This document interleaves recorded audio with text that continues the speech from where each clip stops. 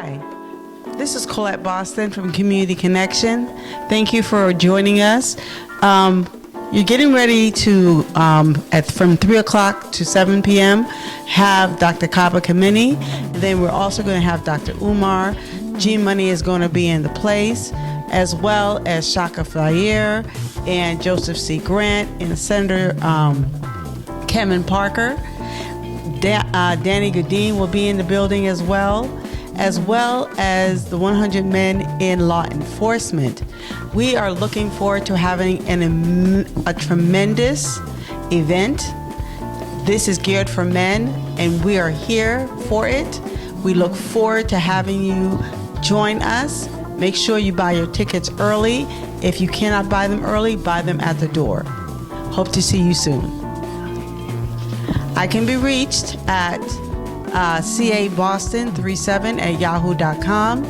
I can also be reached at Facebook with Colette Boston, Shifting the Paradigm, Community Connection, In the Know. And I can also be reached on Instagram, Shifting Paradigms and Colette Boston. I hope that you will reach out to me and that we can work together in the future.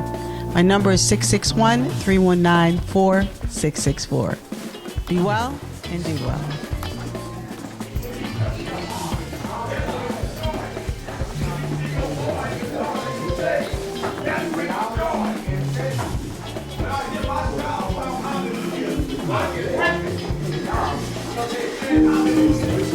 Died and then had a search for death themselves. Years after the war, when they're laying in their bed and they hear gunshots, sometimes has been such a challenge for black people because religion can sometimes do a good job of blurring the line between reality and fantasy. And when you are traumatized and recovering from trauma, you need to be able to embrace your reality as effectively as you possibly can. And so selling people dreams that cannot be conceived of without hard work feeds the post-traumatic stress disorder illness. Now, for black men in particular, when I think of us and what we're going through, and I'm glad we're having this conversation because it's not one that I'm invited to often. A lot of times we're talking about the children and we need to. We're talking about the political, economic economy and we need to. But we don't talk enough about black men and what we're going through, or even black women and what they go through mentally. Consciousness is important, but without mental health, it doesn't matter if you're a Pan-Africanist. Without mental health, it doesn't matter if you're Nation of Islam, God and Earth, Nuwapian, Communist, Orthodox Muslim. It doesn't matter. Hebrew Israelite. It don't matter. If you schizophrenic, your political ideology is not going to save you. If you suicidal, your political ideology is not going to save you. In fact, your religious ideology is probably not going to save you either.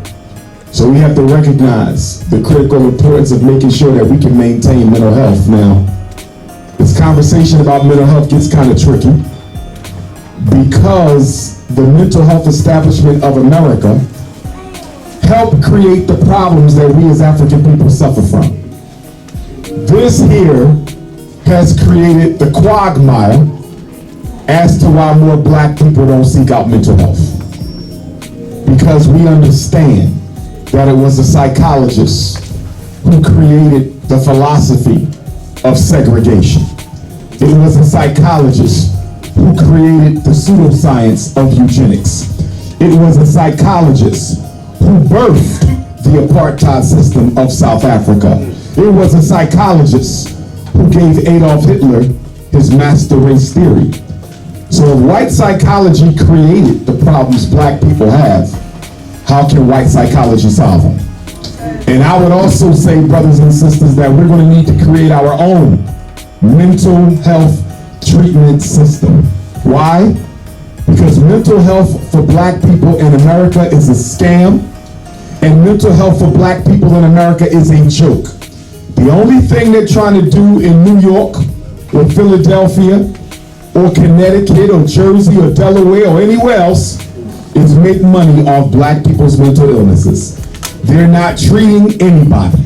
All they want to do is write a prescription for some Xanax, some Prozac. You don't need drugs. Drugs don't solve mental illness. If somebody can show me any research, even done by the Caucasians, that shows drugs can cure mental illness, I want to read it. I've been in psychology for 25, 30 years. Show me a drug that solves any problem. Show me a drug that eliminates depression. Show me a drug that eliminates anxiety. Show me a drug that eliminates borderline or bipolar. Show me a drug that eliminates an eating disorder. They don't. All drugs do. The only thing drugs are good for is to suppress your symptoms. That's it. When the drug wears off, your symptoms are back. They're giving our children crack for kids called Ritalin, crack for kids called Adderall, crack for kids called Concerta, crack for kids called Metadate. And all it does is disrupt the natural processes in our son's brains, slows the brain down, causing all kind of problems, so he won't be as naturally active as God made him. What's wrong with an active boy? Nothing's wrong with an active boy. But if you're in a school dominated by white women who don't want to be bothered with black boys, then being a naturally active black boy is a problem, and that's why they medicate. Now for black men, if I look at us and the issues that we have, and the ones that I come across as I travel the globe, number one, too many black men are running away from child-related, emotional, psychological, and family traumas rather than facing them. That's a big problem for black men. It's a big reason why we self-medicate with marijuana. It's a big reason why we self-medicate with opioids. It's a big reason why we self-medicate with alcohol. It's a big reason why we self-medicate with hard drugs. Running away from childhood traumas does not repair childhood traumas. Beating on your woman doesn't eliminate childhood traumas. Smoking a pound of weed or 10 packs of cigarettes a day does not eliminate childhood traumas. I would say about 60% of black men I know with any mental, emotional, or psychological issue is related to a childhood trauma. If you were sexually molested as a child, particularly by another man, but even by a woman, you got to process that with a therapist. You can't run away from it.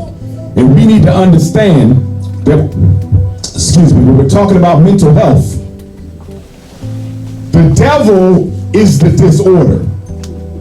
And in order to get to heaven, you got to get through the devil. You can't trick the devil. You can't hide from the devil. You can't run backwards away from the devil. You must face the devil of mental illness head on. Fearlessly. Your mental illness must be conquered, and it can only be done with willpower and perseverance and honesty. You have to be honest with yourself. Someone who is being dishonest with themselves about their depression, their suicidality, their alcoholism, their sex abuse. If you're being dishonest with yourself, you'll never confront the devil. And if you don't confront the devil, you don't get over to heaven.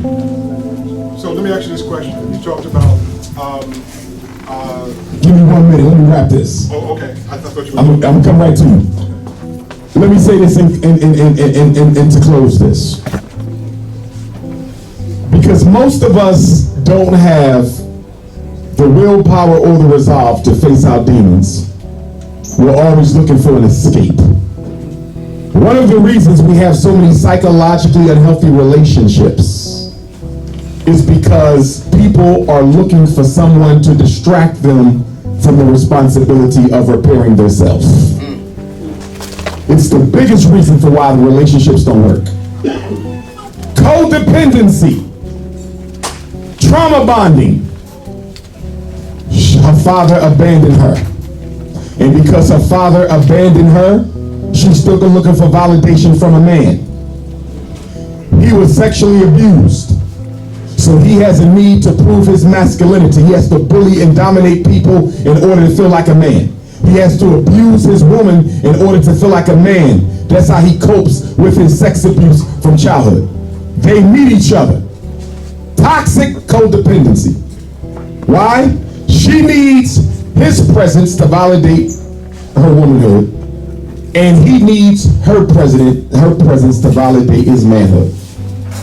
He's probably going to end up killing her, but she's not going to leave, because adult children who were abandoned by their parents don't know how to leave a bad relationship. It's a big reason why so many of our women stay in these relationships. It's a big reason why men stay in relationships as well. Because when you used to being abandoned, you can't dare to consider the possibility of being alone. And the irony is, only people who can be alone make healthy partners. People who are addicted to the presence of other people in their life are always miserable partners. And this is what we need to understand, brothers and sisters, and I'm going to stop to go back to the moderator, my brother. If you don't like you, why are you trying to find somebody else who does? Too many of us are horrible friends to ourselves, but we're looking for a friend outside of ourselves. Mental health has taught me two things, and I'll stop on this. One, when the Bible says the sins of the father. I want to thank DJ Mario for coming through. He always comes through every time. It doesn't matter what is happening. I want to thank him for his dedication and hard work. I also want to thank him for everything that he does in the community. And I also want to thank Danny Goodine. He is such an amazing man. I want to thank Marlon Rice for the use of the building. And I want to thank Joy Renault. She, man, helped me so much today. Thank you, Joy. I want to thank Patrick. And I also want to thank everyone that came and is coming to support. Thank you again. And let's forget not Shabazz. Come on, Shabazz. How you doing, Shabazz? I'm doing wonderful. This is a magnificent event. I love it. It's great. The community is treated to a wonderful, wonderful event. It's an honor to be a part of it. Really? Yes, So, Shabazz, what do you do? I also do events. I do events at LIU, Long Island University. I've had Brother Kaba and also Dr. Umar. They've been there in the past, and I'm going to be doing some more in 2025, so stay tuned, everyone. And Sister Colette, it's an honor to work with you. You're a wonderful sister. Thank you so very much. All right. Where can you be You can found? look me Shabazz Wilson on Facebook and on Instagram. Shabazz Wilson also. K Shabazz 7. K, letter K, Shabazz 7. I'm on Instagram and I'm also on Facebook. But check me out. I'm going to be posting everything up on it. Thank you. Why they happy? You never see a person's trauma when they having a good time. You will only see their trauma when things are not going their way. So number one, we got to break the curses. We got to break the curses in our family, and we got to break the curses in our community. And the other point I wanted to make when it comes to mental illness is we have to make sure that we are not surrounding ourselves with people who are going to continue to enable our underdevelopment as human beings. Too often we get around people who are not going to challenge us to be better people. You have to get around people who are going to challenge you to be a better person. See, the reason why so many of us are unhappy is because your spirit, which dwells within your body, was put here to evolve. The spirit's job is to become a better version of itself every day. That spirit can only grow. It can't die. But your mind, which is the slave of the flesh, your mind isn't interested in growing. Your mind wants to run away from pain. Your mind wants to run away from trauma. Your mind wants to run away from emotional damage. Your mind doesn't want to repair any of the problems you have in your life. This is why we are internally conflicted. This is why we drink, smoke, sex, eat, shop. Distract ourselves from the fact that the spirit wants to go in this direction, the flesh wants to go in this direction, and the mind is torn between the two. Who is running your life? Does your spirit run your life, or does your mind run your life? And if your mind runs your life, I can guarantee you, you're not living a healthy life. Black power. Okay, great. You talked about depression. Right. Now, is depression an actual diagnosis or is that a state of mind? Both. Great question. The brother said, is depression an actual diagnosis or is depression a state of mind? I said both. Let me tell you why I said both. Let's say hypothetically, and I hope this isn't true, let's say hypothetically half the people in this room have major depressive disorder. You have major depressive disorder, half the room. The other half of the room have depressive personality disorder. What is the difference between major depressive disorder and depressive personality disorder? Someone who has major depressive disorder knows that they are sick. They know that they are well. They are not well. They know that they're not healthy, and they want to do something about it if they can. When you are depressed, you want to do something about it. But the people with depressive personality disorder, understand this about a personality disorder. Personality disorders are egocentric. Do you know what egocentric means? It means the person with the problem don't have a problem with the problem. It's everybody who has to live with them. Let me give you an example. Ladies, let me take my sisters. Have you ever dated a man with narcissistic personality disorder? He believes he's God's gift to your life. He don't have a problem being narcissist. You have the problem because you have to live with him. A person with depressive personality disorder don't have a problem being depressed, and they're not going to do nothing about the depression. They simply want the people who have to live with them to learn how to tolerate it better. See the difference? Now, let's talk about depression. Depression and anxiety are the evil twins. They're almost the same, but they face two different directions. Anxiety is about the future. Depression is about the past. If I'm afraid that my wife might leave me, that's anxiety. I'm worried about something that hasn't happened yet. If I am sad over the fact I lost my wife last year, she left me, that's depression.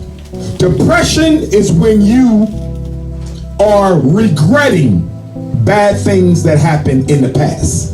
Anxiety is apprehensive expectation or fear about things you think could happen in the future. Your teenage daughter got pregnant. You're depressed because you said this would never happen. I'm the child of a teenage mother. My daughter will not be a teenage mother. She ended up being a teenage mother. You're depressed. Now, if you worried about her possibly becoming a teenage mother, that's not depression. That's anxiety. Both depression and anxiety, the evil twins, are characterized by three core beliefs. Negative thoughts about your past, negative thoughts about your future, and negative thoughts about yourself. Depression and anxiety can only thrive in a negativistic mindset. In fact, negativity is the breeding ground for all mental illness. One of the best things you can do to fight off mental illness is to cultivate a mental atmosphere of positive thinking. Because your brain cannot distinguish between reality and fantasy. You do know that. If you close your eyes right now and imagine a tragedy, you and your body will go through the entire physiological process of reactions as if you actually went through it. The mind cannot distinguish between reality and fantasy. And you are the controller of the mind. But here's what you need to understand. Your mind is not you. Your mind is a tool that God gave you, but your mind is not you. Suicidal people, people who commit suicide. And black men, we got a big problem with suicide and homicide. In fact, for black men over 40, that's number one and number two biggest killers after heart disease. Homicide, suicide, and what's after that? Preventable accidents, reckless behavior. Car accidents, driving while drunk, reckless behavior. Poor diet, poor conflict resolution with other black men, because that's all black on black homicide is, poor conflict resolution. We go from 0 to 100 when we have a disagreement with another black man. You notice that? There's no gray, no conversation, no litigation, no peace treaty. We either friends or I'm shooting. And it's sad because black men need a conflict resolution culture. And the reason we killing each other is we have to live under the stress of racism. And that's why when I hear the mayor of New York or the mayor of Newark or the mayor of Philly or the mayor of Baltimore or the mayor of Houston or the mayor of Oakland talk about stopping violence, but you're not talking about creating jobs for black men, you're not serious. Because most of the stress in a black man's life is related to economic distress. If you're not dealing with economic distress, you'll never deal with black on black violence because the grandparent of all violence is poverty. The grandparent of all violence is poverty. More crime takes place in impoverished communities, black, white, red, yellow, or brown. Poverty. Do something about poverty. They're not going to do nothing about poverty because without poverty, there can't be capitalism. The rich can't get richer unless you got poor people whose labor you can exploit for minimum wage. So let me come back. Suicidality, people who take their lives. And black women, your numbers are going up. In fact, black women are committing suicide at a level we never saw. Now, brothers, we've been harming ourselves. Black women historically in America had the lowest suicide rate. Black women never engaged in self-harm until the year 2000, the way we're doing it now. Because black women have lost their spiritual foundation. They've traded it in for materialism. In fact, that's one of the biggest mental health problems in black America. We have lost our spiritual foundation. I don't care what religion it is. And if you're raising black children, one of the best things you can do for your babies is give them a solid spiritual foundation. I'm telling you. If it got to be the church, so be it. Just make sure Jesus is black. But give them a spiritual foundation because our children are spiritually weak. When things don't go their way, they don't know how to deal with it. None of us have the spiritual strength of our ancestors 200 years ago. We've bought into the white man's capitalism and now we're dying drunk from it. Now, suicidal people can't get out of their minds. Your mind is a tool, it is not you. You are the spirit that controls the mind, but the mind takes over control of your body from the spirit and makes you do what it wants you to do. Don't become a slave to your mind, and the only way you can get out of your mind is to learn how to meditate and stop using it. Only people who meditate can get out of their mind. If you do not get quiet at least once a day, at least for 5 minutes, you'll never get out of your mind. And if you can't get out of your mind, you'll do whatever the mind tells you to do. Your mind is unhealthy because your mind was nurtured in an unhealthy society. America is unhealthy. We just don't know it because we have everything. And because we have everything, we can't objectively evaluate our mental health. Everything is judged by how much money you got. Clothes, cars, sneakers. So you can't tell you sick. You got people running into schools, blowing them up, and you can't tell this is a sick society. You got men kidnapping girls, raping them. You can't tell that this is a sick society. You got fathers walking out on their wives, leaving them with 5 or 6 kids for a damn snow bunny across town, and you can't tell that this is a sick society. We are not well. And for African people, we can't live the way Caucasians live because we're completely different. We have a higher need for spiritual nutrition than any other group. The Arabs, they can wild out if they want to. Caucasians can wild out. East Indians can wild out. Chinese can wild out. You can't wild out because you're God's first people. You can't wild out. You have to stay in alignment with divinity or you will crash out on yourself. So I'll say this so the brother can go to the next point. I want to say this. 3 things you must do every day. 3 things you must do every day. You must pray. You must keep the connection between supreme consciousness. I don't care what religion, and you don't even need a religion. Just learn how to pray.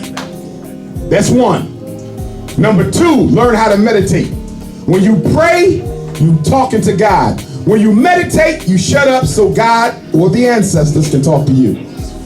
3rd thing you need to do is be grateful for everything that you have. We spend too much time counting what we have not. You still got 2 legs. I know people who ain't got either. You still got 2 eyes. I know people who are legally blind. You still got 2 ears. I evaluate children in deaf schools. They cannot hear at all. You have a place to sleep. But we got millions of black people living on the streets this winter. Be grateful, because if you are not thankful for what you have, the universe won't bring you more. Black power. Well, getting to know you a little bit, what got you into psychology? In the 3rd grade, we lived in Jacksonville, North Carolina. I hear you, princess. In the 3rd grade, we lived in Jacksonville, North Carolina. I was the oldest son. I am the oldest son of 5. And I didn't have a big brother to talk to. And my father was pretty strict. He was a U.S. Marine Corps drill sergeant. You came to see Dr. Omar Johnson, yes. Okay, why? Because he's a very influential person. He speaks a lot of truth. Okay, and who are you? My name is Alcini. Okay, Alcini. Yeah. And so you came to see Dr. Umar Johnson. What do you want to learn from today? You know, I just want to hear him speak a lot more about the things that he says online. You know, I believe that he's a, truthful person. He says a lot of truth, and, I'm just looking forward to how I can learn a lot of stuff from here and implicate it in real life. Okay, so where can you be found? I can be found on Instagram, ICSENY. ICSENY on Instagram, on all platforms. I'm not an influencer or anything. I'm just a regular person. Yeah. Nice, very nice meeting you. Thank you, miss. I appreciate you. You're welcome.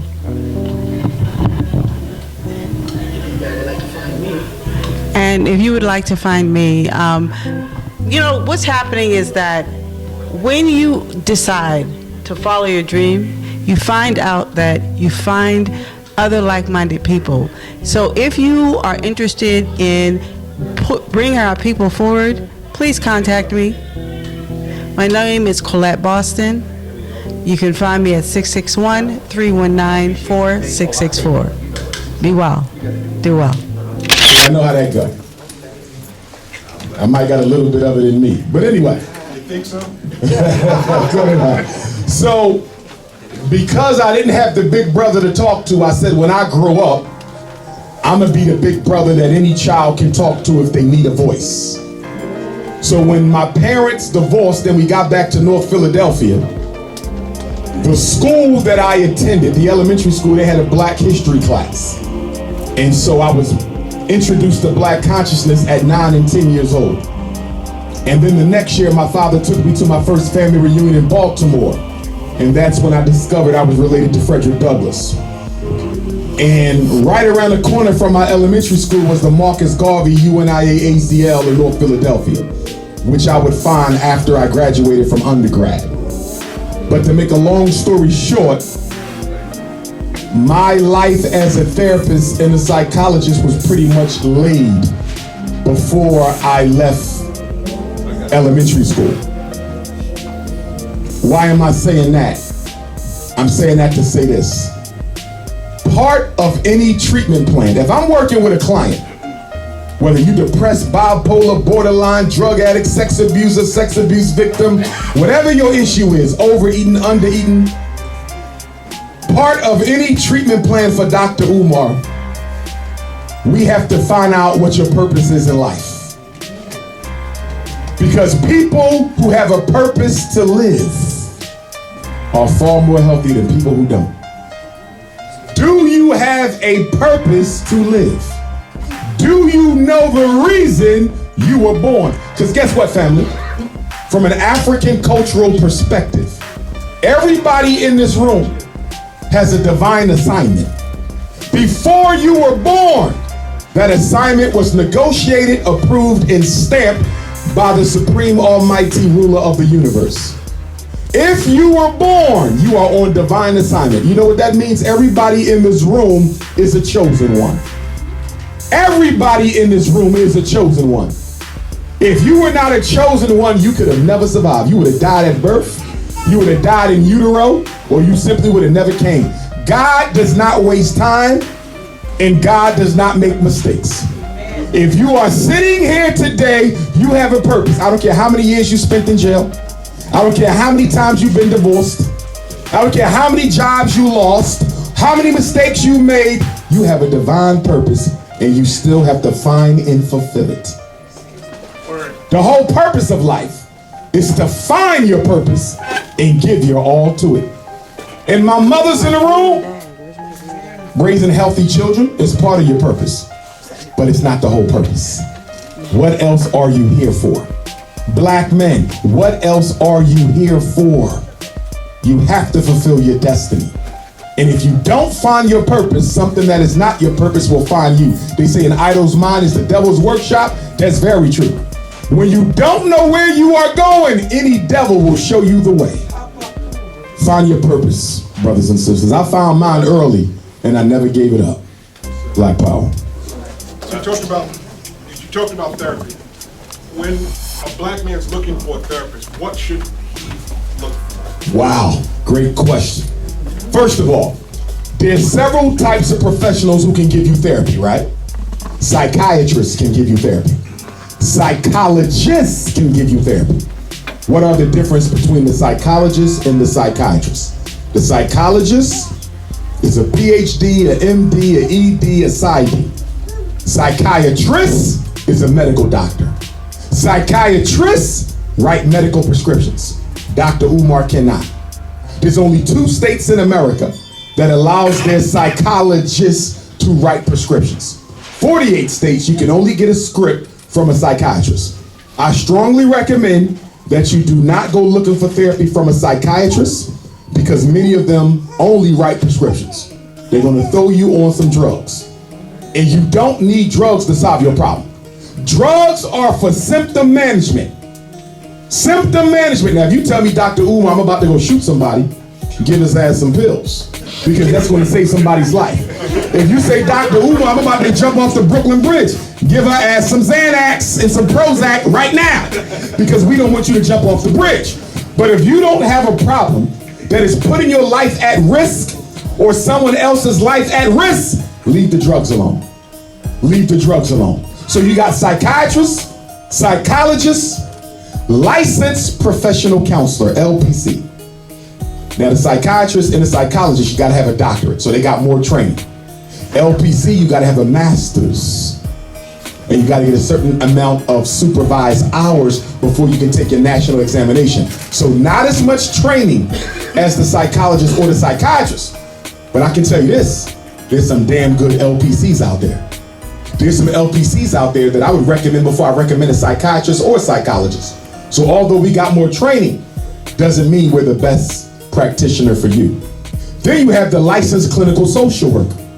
The licensed clinical social worker has more training than the LPC, so I should have put them third. Psychiatrist, psychologist, licensed clinical social worker, licensed professional counselor. Those are your main 4 that are legally structured.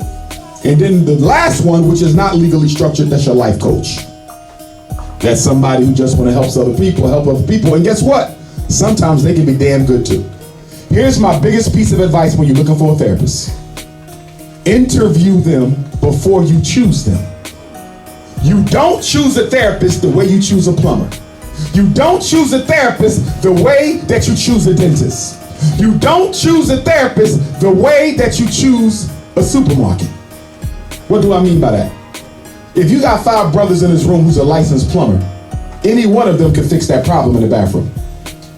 You don't have to interview them. You just need to know, are you a licensed plumber? They can fix it. You're looking for a grocery store because you need to get some fruits and vegetables. Any grocery store will do as long as they're known for selling good food. It don't matter who. If your roof is leaking, any roofer just about can fix it. It don't matter which one. Anybody can do the job. You need surgery on your toe, any surgeon can do the job as long as they got a license. It's not that way with mental health. Mental health is all about the relationship between the client and the therapist. He might have a PhD from Harvard. He might have won National Therapist of the Year award. But guess what? He may not be able to help you move from where you are emotionally to where you need to go. Therapy is all about goodness of fit. Therapy is all about, do I feel comfortable with this person? If you sitting in a therapy session, first session, and you like, I'm not feeling this person. I don't know what it is. They got the creeps. Something ain't right. They feel like they need therapy their damn self. Then you should discontinue. Thank you very much, but I don't think I'll be back. You know why? Degrees don't matter. It's the ability of the therapist to connect with you. In fact, there was research done. Guess what the research shows? Most of the benefit of psychotherapy, whether it's the psychiatrist, the psychologist, the clinical social worker, the licensed professional counselor, guess what? Most of the variance in the growth of the client, it's not due to how much education the therapist had. It's not due to whether they went to Harvard or Yale or the University of Pennsylvania. It's not due to how many years they've been in therapy. Guess what predicts outcomes for clients most in mental health? Relationship. The quality of the relationship. So I always tell brothers and sisters, meet with 3 or 4 therapists before you choose the one you want. Even with your child, your son needs therapy. He got anger problems. Take him to therapist 1, but don't just stop there. Take him to therapist 2. Don't stop there. Take him to therapist 3. Black woman, you need somebody to help you process your abuse, your sexual abuse, abandonment. Don't choose the first person you see, because the next one might be a better fit for you. Y'all might have a similar background, similar experiences, similar values. The personality matters in treatment. Let me draw a quick parallel to really push this. In the school, when I have to evaluate your children for special ed, right, they bring the child. And it's a table just like this, as a matter of fact, same size. The kid's sitting right there. I'm over here. I'm giving IQ tests, reading tests, math tests, emotional tests. Guess what? You know what's going to make that child do the best on this test? How I treat that child. If that child feels like I care about him, he's going to go the extra mile. If that child feel like I don't even want to be bothered, he's going to circle anything he want and get out of there because he don't feel comfortable. It's the same thing with you. Imagine sitting in front of somebody who you don't think really care about you or your problems. You're not going to do nothing. So therapy, the personality matters. And that's why I don't want black people getting therapy from non-black people. How can a racist help you? But I will tell you this. If that white woman is the only one you can find, if that East Indian therapist is the only one that you can find, if that life coach from another culture is the only one that you can find, Dr. Umar's rule is what?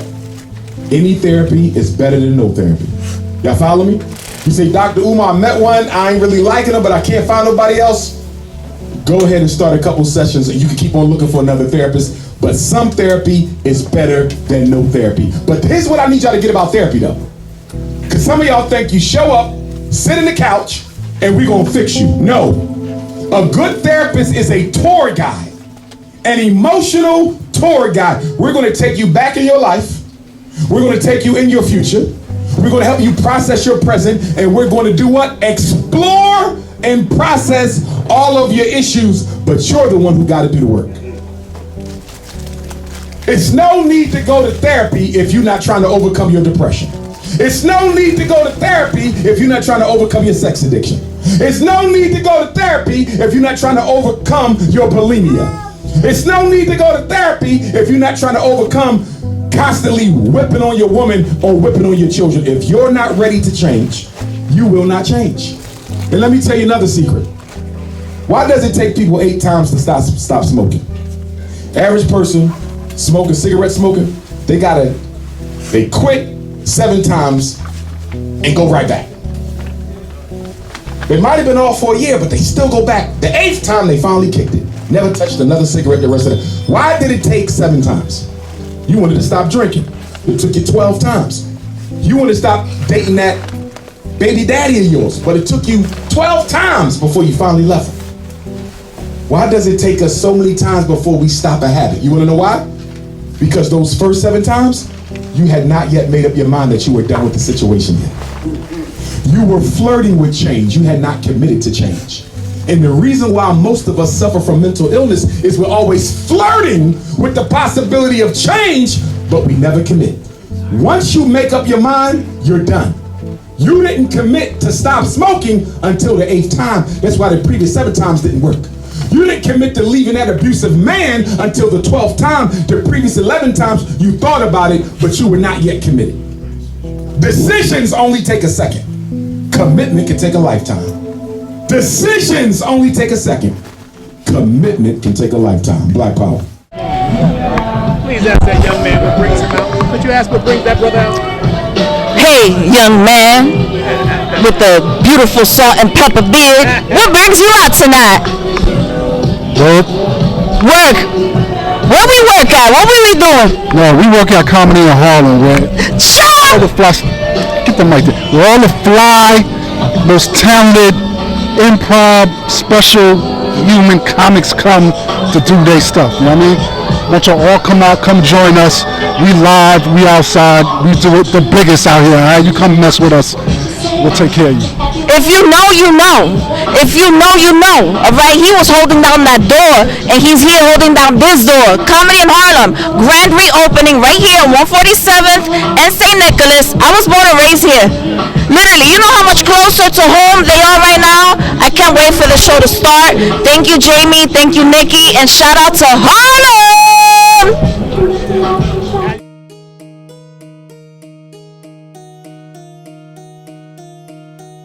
So you actually answered one of my questions, which was, as a black man, should I seek counsel from someone who is non-black?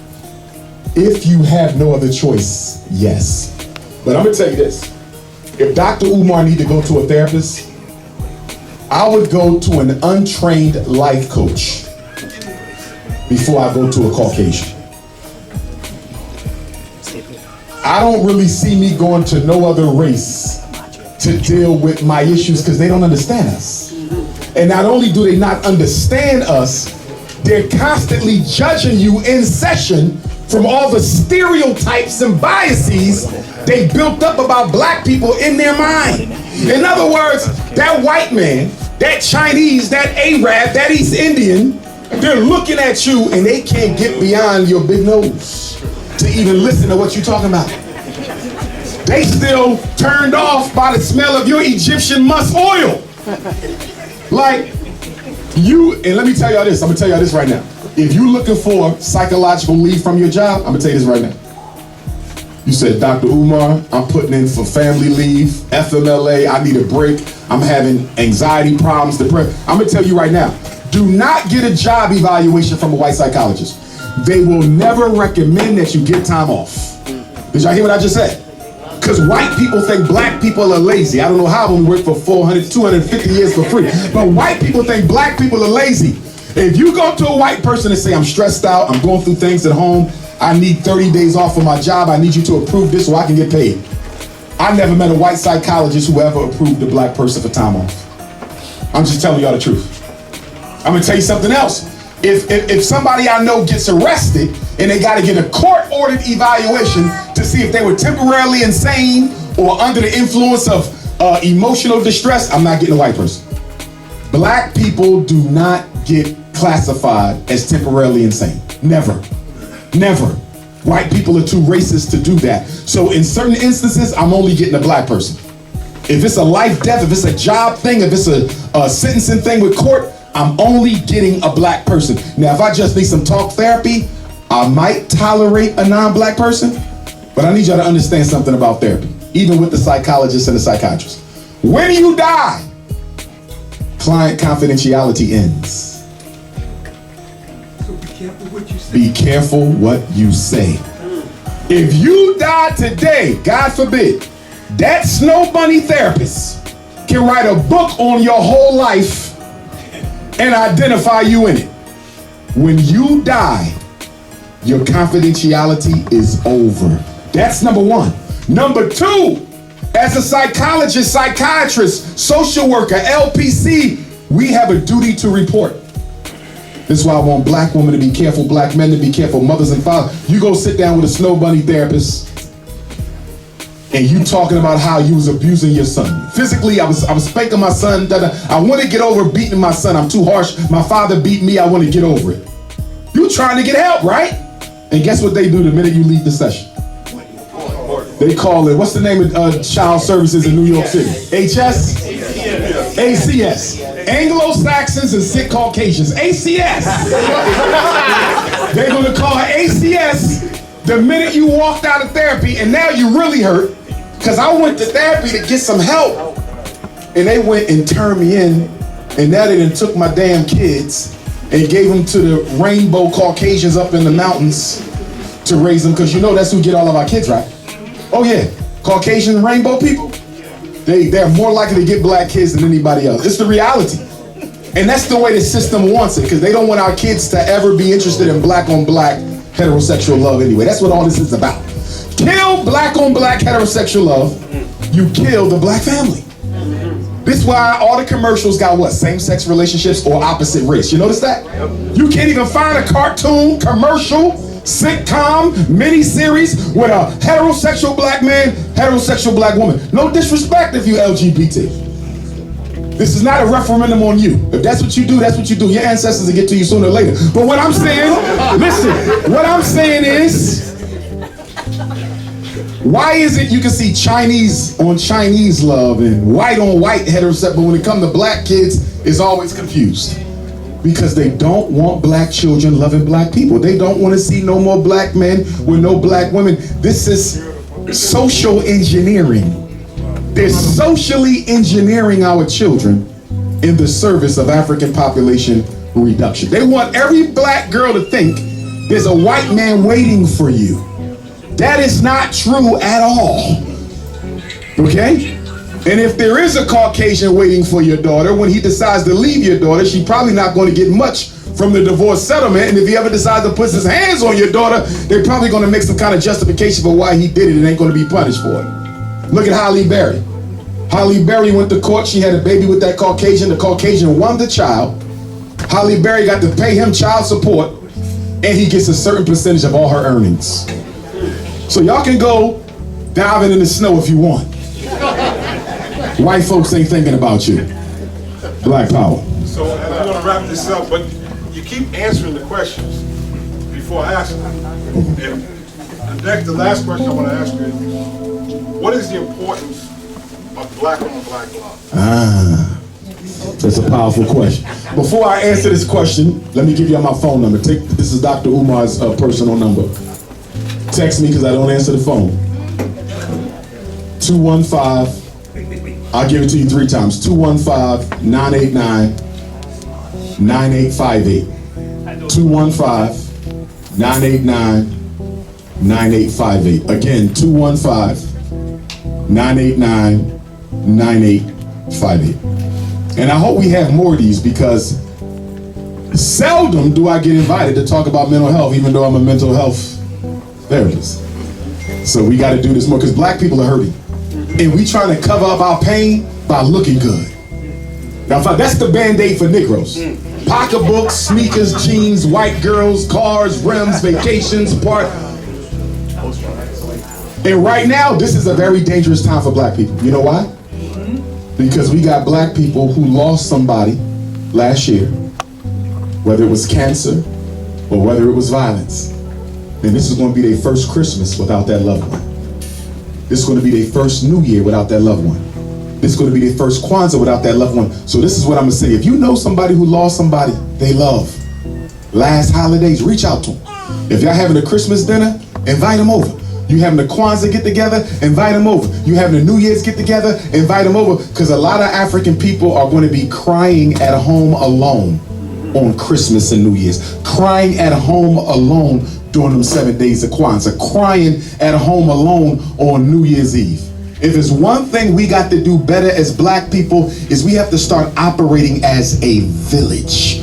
We have lost the energy of the village, and that's why we're losing our children, we're losing our relationships. Because think about it. If a black woman is going through issues with her husband, but she don't want a divorce, who can she go to in the black community? What institution, what system, what infrastructure do we have to even deal with emotional issues?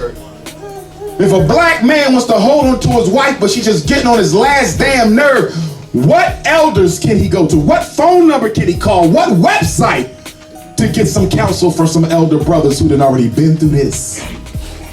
Our divorce rate would not be as high as it is if we were organized to help the newlyweds. Every black newlywed couple should be assigned to a black elder couple that's going to make sure they make it. Y'all follow me on that? Yes. At least the first 5 years of your relationships, because that's when they end for us, the first 5, just like our businesses. Am I wrong? No. Black marriage, black business, you got to get through the first 5. We should have an elder couple assigned to them. Come on over for dinner. We gonna go out. How's everything going with your husband? You ain't got to tell me everything, but is there anything we need to talk to? Does my husband need to talk to your husband about something? The old supposed to teach the young. We've gotten away from that. In fact, one of the biggest things that I want to work on once we get the school done in Delaware, and by the way, we only got floors left. And if there's anybody in here who lays tile or carpet or vinyl, and you're looking for a hustle, we got 11 floors in our school that need to be covered. So if somebody want to make some money, please reach out to Dr. Umar, because once we get them floors covered, we can apply for our certificate of occupancy. All other repairs are done. All right? So, thank you. And once we get that certificate from the city of Wilmington, Delaware, I'm hoping all of you join us. We're going to do a grand opening, community grand opening. We want y'all to come with food, speakers, dancers, the whole 9. And this is our school. We own it. Can't nobody tell us when to leave. Can't nobody tell us when to get out. This is ours, and it was your money that got this done. So for all my donors, thank you, New York City, for standing with us. Now his question: why is black on black love important? I'ma flip it. You know why we got so many children killing each other and black people killing each other? Because they don't know what love is. We say, how could a 12-year-old child walk up to a 19-year-old and blow his brains out? How do you express compassion if you never felt it? How do you express tolerance if you never felt it? How do you express love if you never felt it? I don't think we realize how many homeless black children we have. There's so many homeless black children in America that the school districts are having conferences on how to work with the homeless children. You got children who come to school every day in Brooklyn who don't know where they're gonna sleep at the night or how they gonna eat. And we asking these children, how can you mistreat another African when they've been mistreated by their whole village? Think about that. Who throwing a Christmas party for the homeless kids in Brooklyn? Who throwing a New Year's Eve social for the homeless kids in the Bronx? What do we do for children who are not ours? And there's an African proverb that says what? If the children are not protected by the village, they will return to burn it down. And that is what the youth are doing all over black America today. Now we talk about how when we grew up, the next door neighbor could spank me. When I grew up, the next door neighbor could put me on punishment. That's right. But when you grew up, if you needed an after school job, the next door neighbor helped you get that too. We don't provide for our young people, and as a result of that, they're losing the respect for their adults, brothers and sisters. We have to take care of these children. Black men, it is our fault that they're killing each other. Black men have to take the streets back. The police cannot do it. They cannot. When they come, they shoot anything moving. They're not going to solve this. Black men can solve this. And guess what, brothers? If we want to respect the black women back, that's the only thing we got to do right now. If black men in Brooklyn or Harlem or Queens or Staten Island said, listen, black woman, write down all your sons' names and their ages and the schools they go to. We now have a program here where every black boy in our borough is assigned to an adult male. If he gets suspended, you don't go to sign him back in. We going. He need a job, you ain't got to look for it. We going to find it. He disrespecting you, you ain't got to say nothing. Just open up his room 10 o'clock at night when he sleep. We gonna put an end to that. If brothers just took control of the boys for our mothers, black women would be so grateful and so thankful. We will never be treated like the kings we are until we get control of the kingdom. Black men must regain control of the kingdom because right now it's a damn animal kingdom. And until we take it, and we can, because guess what? That anger, why they so angry anyway? Abandoned by their fathers. When I go into the schools and they talk about ADHD, half of the ADHD is attachment disruptions. That boy don't need no medicine, he need his daddy. There's no male energy in the school, it's all women. What do you expect? They got a mother at home, white mother at school. They don't get no masculine energy, and they rebelling against all this female dominance. When they become a teenager, like, I'm a man, why am I being dominated by women? And he's pushing back, and he don't even know why he's pushing back. And that's why we as black men have to create meaningful extracurricular activities for our sons that supersede basketball and football. I'm so tired of basketball and football. Why does every black boy gotta be a basketball player and a football player? And now you got these white kids becoming millionaires overnight by designing video games and tech and coding. Why are we not getting them into that? It's more money in that than basketball and football. And if you got to do sports, get them into tennis. Get them into swimming. Get them into golf. Basketball and football. If I was in charge, there would be no more basketball and football for another 20 years until we do something to stop the snow bunny takeover of the paychecks of the athletes. I'm gonna stop there, Black Power. All right, we're gonna open up for a few questions, but I don't want anybody who's over 25 to ask a question. Only the people under 25 can ask him a question. Under.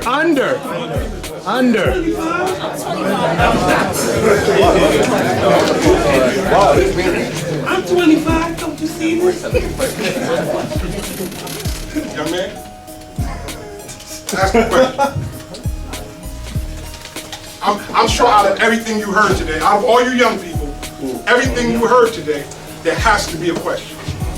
It's a room full of black men, and I know you guys are feeling some things. We were all your age before, and we were feeling some things. This is a safe state. I got a question. So I do some work in schools in New York City, and a lot of times we face a lot of pushback from the teachers and the administrations in the schools. And so what do we do to deal with that? Are you a teacher? What's your role? Are you a community volunteer? Yeah, I'm a teacher and a violence prevention specialist. Okay. Wow. As an employee, it can be difficult. What I would do is I would organize the parents to do my fighting for me. And I would have them go into the school and put forth the demand or the idea that I want the school to engage. Because parents, let me say this to my black parents in here. You have all the power and you never use it. Parents can stop a school. Parents have no idea. If every black parent at a certain school went to the superintendent and said, this teacher got to go, they gone. Now they might end up at another school, but they're gonna be out of that one.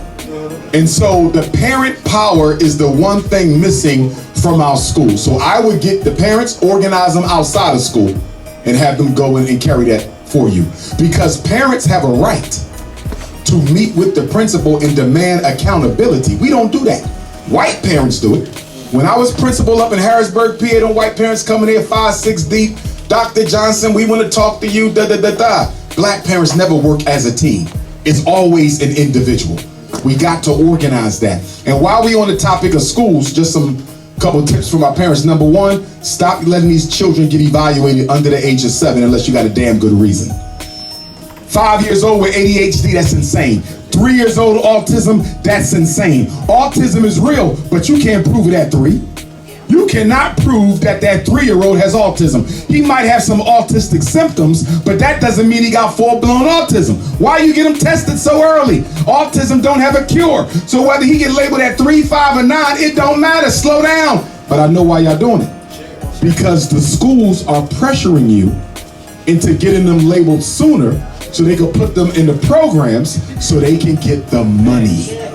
I need y'all to tell them, not now. I don't want my son tested right now. And here's another thing. If the autistic kid has speech problems, and most of them do, until there has been some progress with the speech and language therapist, how the hell you know this just ain't a speech problem? I've seen so many kids diagnosed as autistic, it was only a speech problem. It was a hearing problem. They still got the hearing tube stuck in the ear. They not autistic.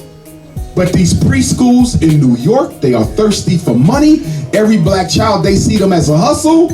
And if you're a black parent and you're not defensive about your child, they're gonna get you. Slow down with the diagnosing. Speech and language, I don't mind. You can get them speech and language at 3. I don't mind about speech and language. But these autistic diagnoses, these ADHD diagnoses, and by the way, if you get an ADHD diagnosis, conduct disorder, oppositional defiant disorder, intermittent explosive disorder, they're gonna tell you to put them on crack. And if you don't, they're gonna take your kids. It's called medical neglect. I hope my mother's heard me. Do not get them tested for ADHD, and if you do, you better not tell the school. Because once the school know they got an ADHD diagnosis, they can sick ACS on you and make you put them on drugs, or they will take your children. I'm gonna tell y'all something else. Stop going to the school meetings by yourself. Always take somebody with you. You gotta have a witness to the conversation. When you go to the school, they got 8 witnesses to the conversation, right? There's 8 of them in it. They got 8 liars who are gonna say whatever they tell them to say. You have nobody who can testify to what was really said. Something else, after you leave a school meeting, always send a follow-up summary email. Always send a follow-up summary email based on the meeting we had this afternoon at 3 o'clock about my son. We agreed that you would not suspend him again without first calling me and having a telephone consultation. This is what I understand us to have decided and agreed upon today. If I am in any way unclear, can you please clarify? You need a paper trail. You know what the problem with y'all? Y'all got a telephone call trail. That don't work. You cannot prove a telephone call. But he said, I don't care what he said. Is it on paper? You gotta get in the art of, all you need is the email address. Send an email. Have a paper trail. So if you ever gotta take the school district to court to due process, or if your child ever get brought up for expulsion, you need to be able to pull up all them emails, print them out, and show them, look at all the complaints I made about my son. Look at all the bullying complaints I made about my son. Look at all the mistreatment on the school bus complaints I made about my son. Look at all the racism complaints I made about my son. Because remember now, the United States Department of Education has an Office of Civil Rights. And if you feel your son is being targeted because he's black or disabled or whatever the case may be, you can get the feds to investigate that school for racial profiling of your child. You always have another level of intervention that you can go to, but you got to use it. Black power.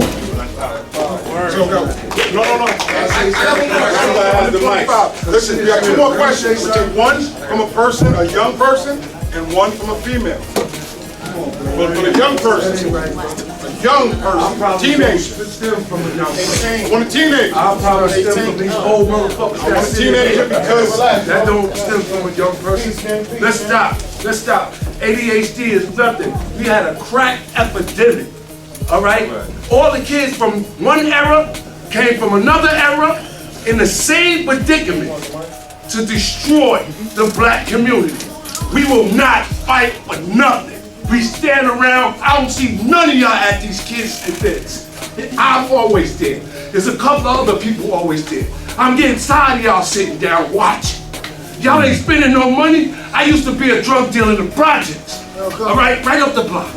All right, I was that dude, and I quit the game, Dr. Umar. Me and my brother, I asked God to let me and my brother quit this game. If you know me, you know my story. All right, I'm tired of y'all watching. All y'all be watching. I never see y'all at these kids' things, man. Y'all got to start showing up, man. Y'all got to start being more. That's real. This is not a game, man. They get ready to destroy us. Your school gonna make it, you know why? Because my money behind. Appreciate you. And I got other people money behind me. Ask about me. All right? Let's don't sit up there and say, yo, we need a psychologist. We can never get back what we lost. We've been lost so long, it's not gonna come back, Dr. Umar. These kids don't respect us. You know why they don't respect us, Dr. Umar? Because we ain't got no video. We don't respect ourselves. Well, you gotta say it with yourself. Next question. You gotta respect yourself. How much did I do for all I know you, bro. I know All right, you. how much did I do for my community? Definitely did. All right, so all these people that's from the community, they sit around and not fucking do nothing. Right. Not even fucking come and see if the kid is That person, taking it. Bob, we got a Excuse baby up me, there. brother. Listen. I don't mean to curse, but my inhabitant taught me that. It's not a regular day, but it's something that should Next happen. question, brother. It's just your passion. Yeah, that's I got you, bro. We got time. Time spent. Next question. I got you. All right, whoever next question. Let's go to the next brother. Well said, Baba, well said. Well said. I want the Let's get this brother. Let's get this brother. Now, the reason I'm asking for young people is because they don't get a chance to listen. Hear me out. They don't get a chance to talk, right? We ain't your father, but you got a room full of uncles right now. Yes, sir. You say whatever you want to say. It's one of those times that you'll be able to say something without having the repercussions. Questions you might want to ask that you might not want to talk to your dad about. But you might want to say, hey man, what about this? I feel this. This is your safe space. You ain't gonna have this too often. You ain't gonna have a bunch of uncles you don't know. And maybe if you ask that question, somebody might see you in the street tomorrow and remember who you are. I'm Mia, and I didn't even want to come here today, but my mom told me to come. So I wouldn't even have won this if I didn't want to come. Because I was planning to go to the mall today. Toma el micrófono en tu boca, mía. Yo no creo que sirve. So I wasn't even gonna win this. And I thought the raffles were just gonna be about book bags and stuff. But no, I won a whole skateboard. That's crazy. ¿Cómo te sientes? I feel amazing. That's wild. It's just Thank you. thanks for the skateboard. All right, thank the officers Thank you, officers, for doing this. well, thanks everyone for doing this. But I'm really happy for this skateboard. I do not know what to say. Because maybe my mom never buy me a skateboard. My mom would have never bought me a skateboard. I don't know how to use a skateboard. ¿Cómo te dices? Thank you. Thank you.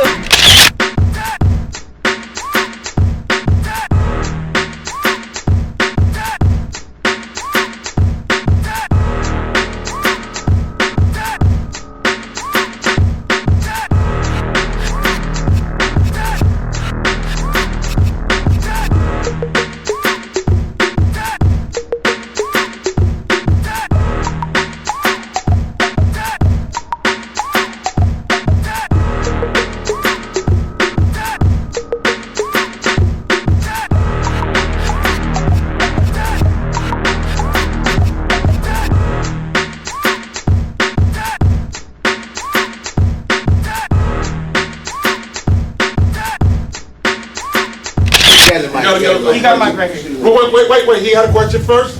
Go ahead, bro. I just wanted to ask, what would you say was the most monumental shift or experience in your life to give you the strength to continue your journey and advocate for your community even when you have opposition against you? That's a great question. I would say one, that 6th grade, when I found that I was related to one of my heroes, in Frederick Douglass, that really gave me strong determination to push, right? But since then, it has been my belief that I was born to do exactly what I'm doing. Because I believe I'm living in my purpose, I'm able to withstand any of the obstacles that come my way. Somebody who knows why they're here can put up with almost any what. When you know why, you can put up with any what. And that's why one of the first things I always get my clients to do is search their soul and let's find out why you are here. Because if you're a lawyer, but you was really here to be a social worker, you'll never be at peace. You a surgeon, but you was really put here to be a teacher, you'll never be at peace. And too often we let money and the chase of money Distract us with what our real, true, divine purposes are. And for black men, I got to say this to my brothers. As the providers, I understand how important it is for us to hustle to pay them bills. Bills got to be paid. But we have to also make sure we're spending enough time with our women and children. Too many black women are being suffocated from a lack of emotional nurture from their men. If you do not pour into your queen, I don't care what kind of car she drives, I don't care what kind of house you got it in. If you do not pour into your queen, sooner or later she will find someone who does. Don't prioritize making money over building the relationship. Your child will not remember the Air Jordans from 4th grade. They will not remember the Xbox from 8th grade.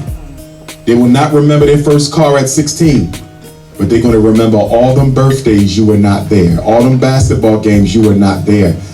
Time is the one thing we can't get back. And time is the most important thing you can give to another person. Black power. So there was a sister who was here. That's right. Excuse me. You were here for your sons, right? Yeah, because. And so I know you have something to ask, and then we're gonna wrap that up, and then we're gonna. I gotta talk about well, I have a son. He's 12 Right. years old, right? Talking that mic. Oh, so I have a son. He's 12 years old, right? And he goes to a charter school, predominantly black men, male teachers. They literally call me like every day, and because I'm a single parent, I work most of the day. I'm not there to actually. What are they calling you about? Just his behavior, really stupidness. Like what? Oh, he just got out of his seat. I told him to stay in his seat. He got up and walked away. You got a black male teacher? And they calling you? Yes, every day. If they're not calling me, they're calling my mother. Every day. And now, at one point, I was going to get him evaluated. No. I wasn't. But talking to him repetitively all the time, having these conversations, it's kind of stressful when you're trying to work. You're a single parent, you're the only provider, and you're getting calls every day from your child's school. This is what I would do. First of all, I'm shocked because I've never heard that before. In a mostly black male ran charter school. Wow. Because when I was principal of my charter school, I never called the parents. I had my own thing. I didn't mess with them. I might call them and say he's not coming home till 6 o'clock, but that's about it. But this is what I would do. I would go to the association, New York Association of Black Psychologists. I would Google them. New York City Association of Black Psychologists. So the national is ABPSI, ABPSI. Psi is the Greek letter for psychology. So abpsi.org is the Black Psychologist Organization. There's a New York City chapter of the ABPSI, right? I would call them or just Google black psychologists or black behavior specialists in New York City. I would call them up and say, listen, I'm getting a lot of complaints about my son's school. I would like to retain your services, hire you to go into the son's classroom and observe my son 3 times on 3 different days, okay? 3 different weeks. Week 1, Monday, 8 o'clock math. Week 2, Wednesday, 12 o'clock science. Week 3, Friday, 2 o'clock art, right? The reason they can't do 1 observation, if they do 1 observation and your son was really, really bad, but he don't normally act like that, it's gonna be misrepresentation. If he really, really good and he don't normally act like that, it's gonna be misrepresentation. So the more observations, the greater you increase the likelihood that what you see is what's real. Have somebody go into the class and observe your son. You know why? You don't have all the information. You don't know what's going on in that class. How do you know your son isn't being triggered by another student? How do you know the teacher not picking on your son? How do you know it's not where your son is seated, right? So you need another set of eyes in the class. You write a letter to the principal. You don't ask him, you tell him. I've retained the services of a psychologist who's going to come into my son's classroom and observe him so he can give us some recommendations to help us manage his behavior. What class times is my son most likely to be off task? And then once he does the observations, y'all sit down with the school team and you tell your psychologist to tell them what he saw. He might say, you know what? That whole class is off the hook. Because let me tell you what I've had when I was principal. I've had white teachers complain about 1 kid. And then when I go into the classroom, the whole class is a zoo. Why are you singling out this kid? You know why they singled out that kid? because he was black or he was the poorest kid. So they pick on the ones who they think parents they can bully. You follow what I'm saying? Bully them into medication, bully them into special ed, bully them into putting them back in a regular public school. You follow what I'm saying? If I'm you, I'm getting an observation. Because guess what? That observation might reveal something completely different. You follow what I'm saying? You need another set of eyes in there. That's what I would do. But I'm surprised that the other thing you could do is ask them, is there another classroom that y'all can switch them to? Now, principals don't like to switch kids because they're afraid that once you tell your girlfriend that my son got switched, everybody parent gonna want to switch their kid. So they don't like to switch. But you definitely have a right to make that request. And if they keep on getting on your nerves, ask the secretary, when is the next Board of Governors or Board of Directors meeting? So just like the public school has a public board, every charter school in America must have a board of directors. They are the school board for that one school. They meet usually once a month, sometimes once a quarter. You have a right to get put on the agenda to discuss what your son is going through. You feel me? You can say, I want to meet with the board. They cannot deny you. How soon can you put me on the agenda? Because I need to tell them what's happening with my son, because something needs to be done about this. And if you can, try to find out if there's any other boys in the school going through the same thing, because nothing is more powerful than a group of parents complaining about a school-wide problem. Because when it's just you, they can say she's just a problem mother. Nobody else got a problem. But you find 3 or 4 other mothers and fathers with that same issue. This is not just about me. This is a systemic issue in this school that got to be addressed. What grade? He's 7. What grade does school go up to? It goes up to 8. So we only got 1 more year. Okay, I would try to get an observation, and then I think I need to meet with the board. But remember this, they cannot call you up and say, come take your child out and put them back in a public school. I need all my charter school parents to hear me. Charter schools are alternative public schools. A charter school is a public school. It is not a private school. They cannot call you up. A private school can do that. At FDMG, I can call you up and say, come get his ass. They can't do it because they publicly funded, right? The only body that can expel your child from that charter school is the board. They got to take a vote. You follow me? So they say, well, he can't be here no more. You don't have the power to remove my son. Only the board can do that.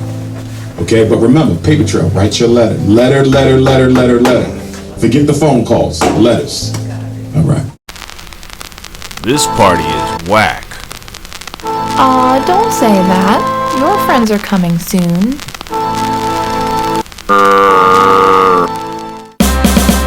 Are you ready? It's DJ Mario! F-U-N spells! Fun!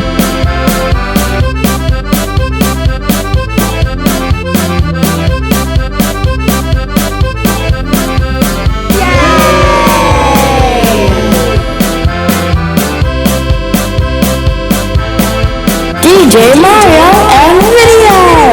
Hi, how you doing? How are you? I'm well. What brings you out today?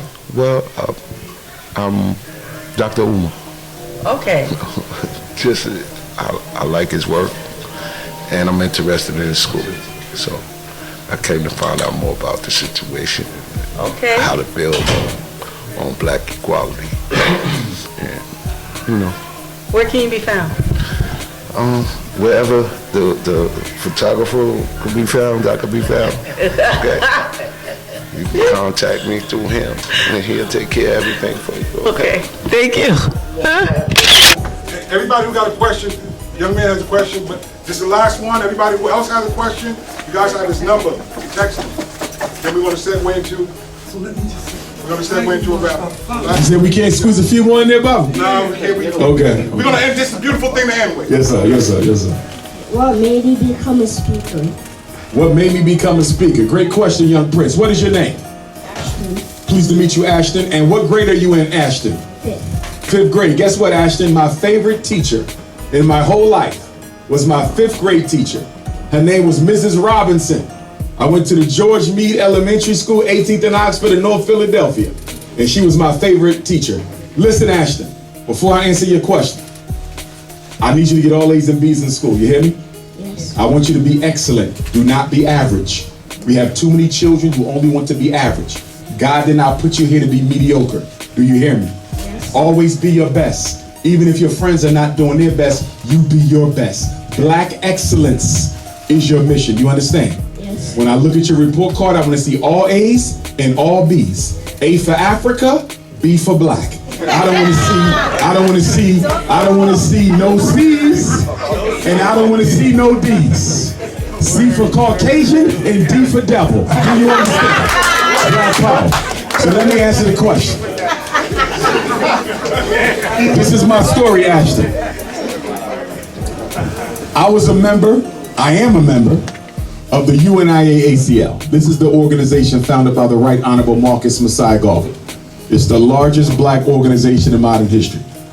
Marcus Garvey gave us the red, black, and green flag. So I joined the Garvey movement, right? Right after college, right at the end of college. I was like 22. And I was the youngest member in the whole organization. So the elders at the mass meetings on Sunday at 3 o'clock on Cecil B. Moore Avenue in North Philly, they would always ask me to stand up and talk about what do you do as a school psychologist, right? Not because I was on a program, Ashton. They didn't have no program. And they needed to fill the time up with something. So they say, young blood, get the mic. And so impromptu, they would just make me talk, right? So I started talking about school psychology, talking about ADHD, talking about special ed, talking about autism. And as people would come to the Garvey meetings, they started inviting me to go speak. So they said, can you come talk to my class? Can you speak at the library? Can you speak at Kwanzaa? Can you speak at Christmas? Can you speak at the family reunion? So people just started asking me to go speak, right? And then one day, September 18th of 2010, I get a phone call from a Hebrew Israelite brother in Chicago named Dawa, rest in peace. He joined the Ancestors a few years ago. He said, I want to interview you on my TV show. So I go to Chicago and he interviews me on his public access TV show. I didn't think nothing of it. Good interview, but I've talked this for many years at the Garvey building. So when the interview was over, Ashton, I asked him, could I have a copy of the DVD? He said, I can't give you this one, I'll send you one later. I said, no problem. He says, nah, I'll give it to you. And he gives me the DVD. And if he doesn't give me that DVD on September 18, 2010, Ashton, you and I might not be here today, because after I left Chicago on September 18, 2010, I scheduled to speak in Harlem, 125th and 5th at the National Black Theater on October the 30th of 2010, 6 weeks later. I take copies of the Chicago interview, right? And I bring it here to New York. So when I had a chance to speak in New York, I said, I got to do this, because that's Garvey, that's Malcolm, that's everybody. I could wait to get to New York, right? So I come to New York and I got copies of the Chicago interview on a DVD. And we was giving them out, selling them for $5 a pop. And within 2 days, Ashton, within 2 days, my phone started ringing and it's never stopped. And it's now been 14 years. So it was all by accident, and New York City played a big role in it. Black power.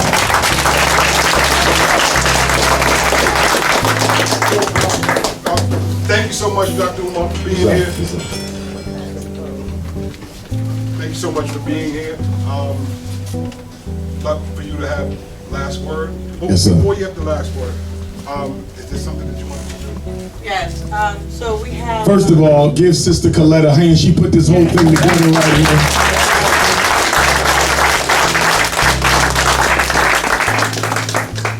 So we have some certificates that we're going to be giving out, but while we're getting the certificates ready, we have G-Money from New Jack City in the building. So he has a couple of words, and then we also have Shaka Fayer, who deals with the PTSD of the black man on a regular basis. He is a mental health specialist. Well, you can say that. And so, G-Money, if you could speak, and then have him speak. Sure. Right before I pass Brother G-Money the phone, some of you asked about my book, Black Parent Advocate. It's in the back. Sister Tamika, where are you? Raise your hand. So that middle window, if you want to get a copy of the book, you can pay with PayPal, Apple Pay, Zelle, Venmo, credit card, cash, check, however you want to. I'll sign them at the end, and when we're completely done, because we're not going to interrupt my elders when they talk, when we're completely done, if anybody wants to grab a photo with Dr. Umar, we can do that too. Black power. Before we do that, we want to give you certificate, Dr. The Prince of Pan-Africanism. On the second day. Absolutely.